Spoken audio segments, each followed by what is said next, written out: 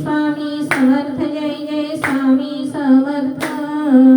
श्री स्वामी समर्थ जय जय स्वामी समर्थ। महाराज श्री स्वामी समर्थ जय जय स्वामी समर्थ। श्री स्वामी समर्थ जय जय स्वामी समर्थ। महाराज श्री स्वामी समर्थ जय जय स्वामी समर्थ। श्री स्वामी समर्थ जय जय स्वामी समर्थ। महाराज श्री स्वामी समर्थ जय जय स्वामी समर्थ। श्री स्वामी समर्थ जय जय स्वामी समर्थ। महाराज श्री स्वामी समर्थ जय जय स्वामी समर्थ। श्री स्वामी समर्थ जय जय स्वामी समर्थ। महाराज श्री स्वामी समर्थ जय जय स्वामी समर्थ। श्री स्वामी समर्थ जय जय स्वामी समर्थ। गुरुर्ब्रह्मा गुरुर्विष्णु गुरुर्देवो महेश्वरा गुरु साक्षात् परब्रह्म तस्मै श्री गुरवे नमः। आजपासून मी एक विचार केला की तुम्ही महाराजांना किती जाणलेत का स्वामींना? स्वामींना जाणून घेण्याचं मी नेहमीच सांगते की आपण स्वामींना जाणून घेऊया. स्वामी काय आहेत, स्वामींनी आपल्याला काय शिकवलं. कारण आपण काय वाचनामध्ये तुमच्या काय आहे, सारामृत आहे बरोबर. सारामृतामध्ये अगदी संक्षिप्त प्रमाणात त्यांच्या काही लीला आहेत, त्याचं वर्णन आहे. पण महाराजांनी जेव्हा अवतार घेतला, आजही महाराज आहेत, अवतार घेतला तेव्हा त्यांनी काय केलं, त्यांनी आपल्याला मानवाला काय शिकवण दिली, भक्ती म्हणजे काय, कर्म कसं करावं, हे सगळं महाराजांनी त्यांच्या कृतीतून दाखवून दिलं. पण महाराजांचे त्यावेळेस त्यांचे समकालीन जे शिष्य होते, सहकारी होते, सेवेकरी होते, तेव्हा महाराजांचे अगदी स्वामीसूत, माहिती असेल स्वामीसूत, तर स्वामीसूत वामन बुवा, तर त्यांनी महाराजांची गुरुलीलामृत हा ग्रंथ लिहिला. तर गुरुलीलामृत आहे, त्याचं सार हे तुम्ही जे सारामृत वाचता 21 अध्याय पोथी तेच आहे. तर तो ग्रंथ लिहिला. तर महाराजांनी ज्या काही लीला केल्या त्यांनी त्यांच्या स्वतःच्या आचरणातून दाखवल्या. आपण आरती बोलतो ना, येई ओ स्वामीराया, त्याच्यामध्ये आहे ना, स्वआचरणाने दिधला निर्मळ भक्तीचा बोध. त्या आरतीबद्दल आपण नंतर बोलू. पण तेव्हा महाराजांनी त्यांच्या वागण्या बोलण्यातून भक्ती शिकवली. भक्ती काय आहे.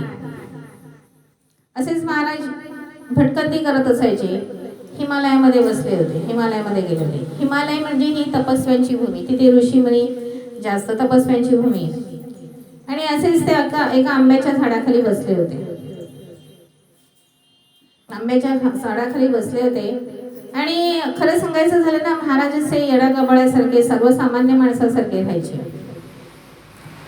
ते खूप परब्रह्म आहेत, परमात्मा आहेत हे कुणाला समजतच नव्हतं. एक सामान्य माणूस आहे असंच असायचं. आंब्याच्या झाडाखाली बसले होते, इतर तपस्वी ऋषी वगैरे तिकडे होते. एवढ्यात काय झालं, शिकारी तिथे शिकार करण्यासाठी आले. पूर्वी आमचा पंकज खूप शिकार करायचा. तेव्हा काय आहे ना, बंदुकीच्या गोळ्या झाडल्या जायच्या बरोबर ना. त्या बंदुकीच्या गोळ्या झाडून पशुहत्या केली जायची. शिकार करण्यासाठी जायचंय, देशाचे शिकारी आलेले होते. आणि रानातले जे पशु पक्षी होते ते सैरावरा धावत होते, बंदुकीच्या गोळ्या झाडत होते शिकारी. आणि शिकारीसाठी ते प्राण्याला टार्गेट करत होते, पशूंना टार्गेट करत होते, गोळ्या झाडत होते. सैरावरा सगळे प्राणी पळत होते. महाराज एका आंब्याच्या झाडाखाली निवांत बसले होते. एवढ्यात काय झालं, धावत धावत एक लहान हरणाचं पाडस आलं. खूप थरथरत होतं, कापरलं भरलेलं होतं. त्याची त्याच्या आई वडिलांपासून ताटातूट झालेली होती. आणि ते धावत धावत आलं आणि आंब्याच्या झाडाखाली असं उभं राहिलं. खूप थरथरत होतं, ते घाबरलेलं होतं. महाराजांच्या पाशी येऊन उभं राहिलं. आणि तेवढ्यातच ते शिकारी तिथे आले. महाराजांच्या पाशी ते पाडस हरणाचा पाडस उभा आहे, छोटं बाळ उभं आहे. शिकारी आले आणि त्या शिकाऱ्याने महाराजांवरती आणि त्या पाडसावरती गोळा झाडण्यास सुरुवात केली. आणि काय आश्चर्य, एकही गोळी ना त्या पाडसाला लागली ना महाराजांना लागली. त्यावेळेस त्यांना यतिवर्य म्हणायचे. ते यतिवर्यांना ऋषीना ते बसले होते, त्यांना लागली नाही गोळी.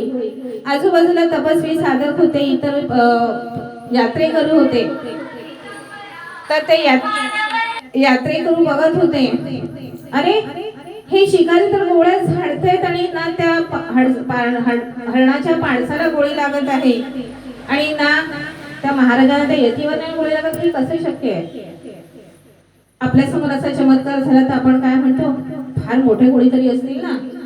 तसेच ते तपस्वी बसले, ते फार मोठे कोणीतरी, हे तपस्वी आहेत, यतिवर्य आहेत. शिकारी सुद्धा आश्चर्य झाले, आपण गोळ्या झाडतो तरी यांना कशाचा लागत नाही. मग महाराजांनी काय केलं, जमिनीवरची 2-3 खडे उचलले आणि त्या शिकाऱ्याकडे फेकले. शिकारी जागेवरच स्तब्ध झाले, हालचाल त्यांना काही करता येईना. एक प्रहर उठला, दुसरा प्रहर आला, म्हणजे सकाळ गेली, दुपार झाली.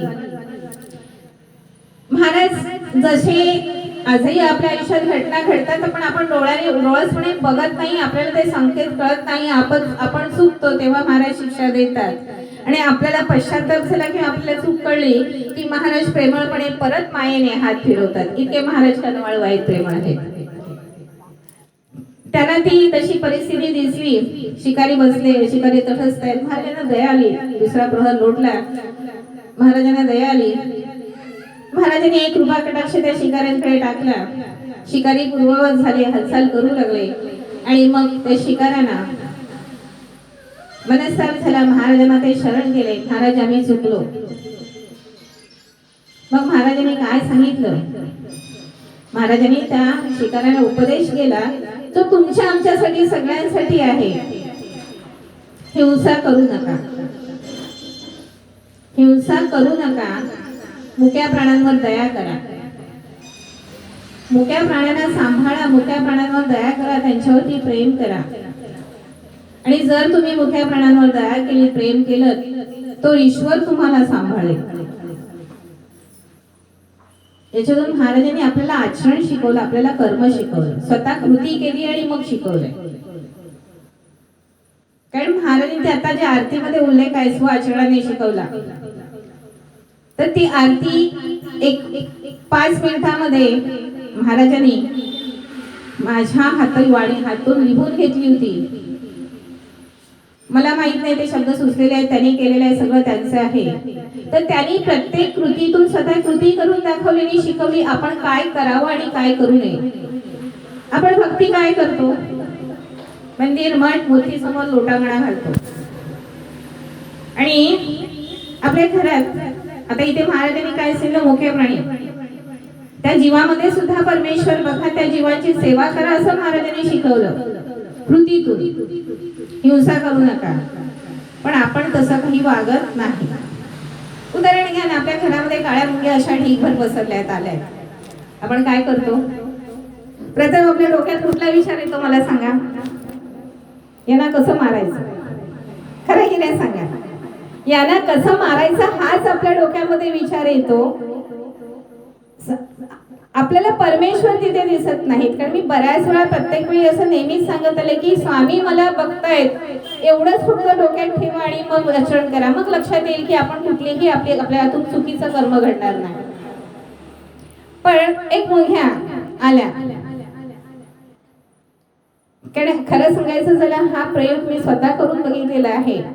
मुंग्या येतात बऱ्याच वेळा बघा, अशा अचानक मुंग्या भरपूर येतात. मग आपण त्याच्यामध्ये पहिली गोष्ट, ह्यांना मुंग्यांना मारायचं कसं हे पहिलं शोधतो, ह्यांना कसं घालवायचं इथून कसं, म्हणजे आपल्याला त्याचा त्रास होईल. त्याचा त्रास देत नाहीत आपल्याला, पण आपल्याला त्या त्रास देतील म्हणून आपण त्याचा विचार करतो आणि यांना घालवायचं कसं असा विचार करतो. म्हणजे शेवटी आपल्यामध्ये त्या शिकाऱ्यांचीच भावना असते. आपल्या डोक्यामध्ये आपल्या मनामध्ये प्रेमाचे त्यांच्याकडे तिथे महाराज असतील अशी भावना कधी येत नाही. म्हणजे आम्ही महाराजांच्या भक्तीमध्ये मुरलो नाही. मी प्रयोग केलेले आहेत, तुम्ही पण प्रयोग करा. काही नाही मी करत, आता या आठवड्यात 1, 2 ते 3 वेळा महाराजांच्या इथे सुद्धा अचानक अशा भरपूर काळ्या मुंग्या आल्या. इथे दारामध्ये भरपूर अशा रात्रीच्या वेळी काळ्या मुंग्या आल्या. काही नाही, मोरे म्हणाले हवा किती आल्यात अचानक आलेल्या. काही नाही, फक्त म्हटलं ठीक आहे साखर घाला. मला बोलले तूच उठ. बोले तू घाल. घेतली साखर, टाकली. श्री स्वामी समर्थ, श्री स्वामी समर्थ. तुम्ही आत. तुम्ही 5 ते 10 मिनिटात सगळ्या मुंग्या गेल्या होत्या. सगळ्या मुंग्या गेल्या होत्या. दुसऱ्या दिवशी महाराजांच्या इथे अशाच मुंग्या आल्या होत्या. काही नाही, आणली साखर, टाकली. श्री स्वामी समर्थ, श्री स्वामी समर्थ. फक्त आपलं नामस्मरण. मुंग्या गेल्या. त्या मुंग्यांनी उपद्रव केला का? आपल्या डोक्यामध्ये महाराजांनी कृतीतून दाखवलं की त्या हरणाला सांभाळताना की ते शिकाराला सांगतायत हिंसा करू नका, मुख्य जनावरांवरती प्रेम करा. आम्ही मुख्य जनावरांवरती सोडा, आमच्या मुलाबाळांवर सुद्धा प्रेम करत नाही. आम्ही आमच्या आईबापांवरती सुद्धा प्रेम करत नाही, ज्याने आम्हाला जन्म दिला आणि उभं आयुष्य दिलं. मग महाराजांची भक्ती करण्यासाठी आम्ही लायक आहोत का? आम्ही खरंच आमच्या जीवनामध्ये महाराजांनी जे शिकवले ते उतरवतोय का? की आम्ही फक्त मठ मंदिराचे उंबरठे झिजवतोय? आत्मपरीक्षण करा. महाराज कृतीतून भक्ती करायला शिकवतायत, कर्म शिकवतायत, आचरणातून भक्ती करायला शिकवतायत. बदला, थोडंसं बदलायचा प्रयत्न करा, होईल सगळं. कारण महाराज त्या शिकाराने काय सांगतायत? ईश्वर सांभाळेल तुम्हाला.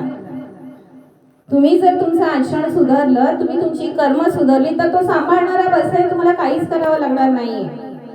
आणि हे वास्तव आहे, वास्तव आहे, हे सत्य आहे. हे माझ्यासारखे जेव्हा अनुभव घ्याल, परमेश्वर कसा सांभाळतो, स्वामी कसे सांभाळतात आपल्याला, तेव्हा तुम्हाला कळेल की स्वामी काय आहेत. पण स्वामींना सगळ्यात जास्त महत्वाचं काय आहे? त्यांची तत्व, त्यांचे विचार आम्ही आमच्या जीवनामध्ये उतरवणं. उपास तपास करणं, पारायण करणं, तीर्थक्षेत्रांचे उंबरठे झिजवणं हे महाराजांना अभिप्रेतच नाहीये. अशी भक्ती अभिप्रेतच नाहीये. दुसरं जे आमच्या आयुष्यात महाराजांनी दिलं, आम्हाला आयुष्यामध्ये काय हवं असतं? आम्हाला फक्त भौतिक सुख हवी असतात, आम्हाला पैसा हवा असतो. याशिवाय आम्ही कशाचा विचार करत नाही. आम्हाला आजार आला तर आम्ही विचार करतो महाराज. आमच्याकडे पैशाची कमी पडली की विचार करतो महाराज. आम्हाला अडचणी आल्या की विचार करतो महाराज. आम्ही वाणीने फक्त बोलतो की त्यांनी दिलंय, तेच त्यांनी दिलंय. फक्त वाणीने बोलतो, पण ते फक्त वाणीने बोलतो. इथे नसतं, इथे नसतं. आणि महाराजांनी अभिप्रेत काय हे ते इथे असायला पाहिजे. प्रत्येक जीवामध्ये परमेश्वर शोधा, तो बघा. भूतदया महाराजांनी शिकवली, ती आचरणातून शिकवली.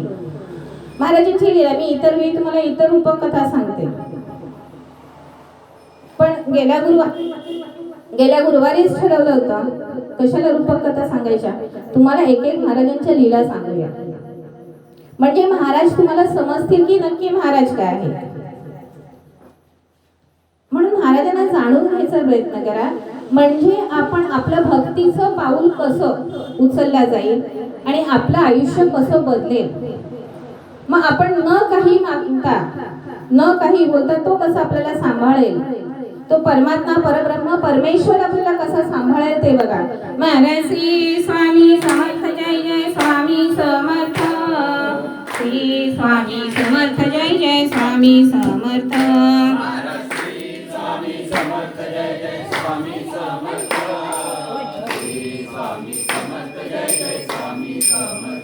महाराज श्री स्वामी समर्थ, जय जय स्वामी समर्थ. श्री स्वामी समर्थ, जय जय स्वामी समर्थ.